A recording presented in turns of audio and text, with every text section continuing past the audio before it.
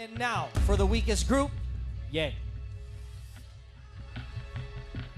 Nagkulang ang grupo na ito dahil pakiramdam naming mga judges, hindi united ang spirit nila as performers.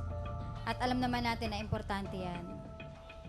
Ang weakest group namin ngayong Sabadong ito ay ang kumanta ng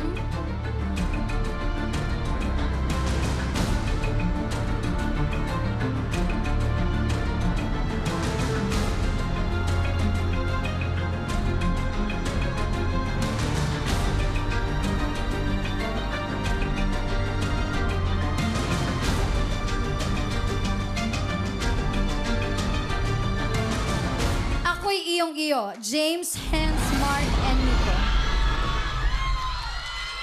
Maraming salamat, judges. Ang grupong hindi tinawag ang names, pwede na kayo umupo. Safe kayo.